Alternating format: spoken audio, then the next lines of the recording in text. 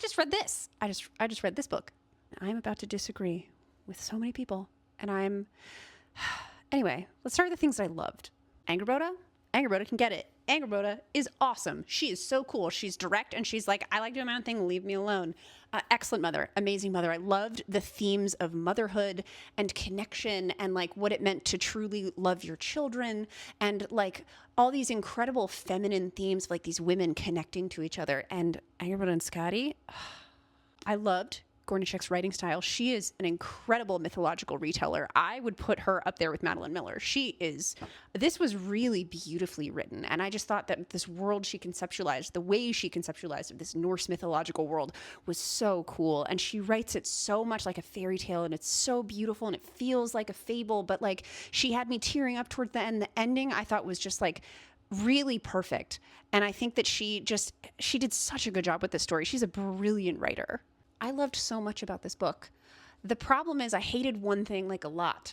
And that one thing is Loki. I hated Loki. I hated him. I hated him and Angrboda. I hated them together. I hated them. I hate them. I hate them. And I saw so many reviews were like, oh, I love the love story between the two of them. That was not a love story. This is a horror novel. Loki was a terrible husband and an absent father who got absolutely unearned affection from his daughter. And I love that her two monster sons loved her so much and she deserved love from all three of them. But, you know, I love that 2/3 of them really saw him for who he was. What he was the worst. I felt like a crazy person because so many people were like, oh, the love story, it's an abiding, it even says on the thing, it's like, it develops into an abiding love. What are you talking about? This man sucks. This man sucks. And she should have been with Skadi the entire time. She wasted so much time on this man who is trapped in his victimhood.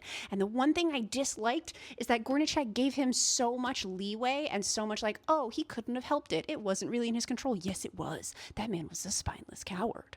I'm going to have to rate this a 3-star. The things that were beautiful about this book were really beautiful, but it got into the weeds about like the constant excuse making for Loki and Angrboda just constantly being like, oh, it wasn't really his fault, when it was his fault. Like his behavior was the entire backbone of his suffering.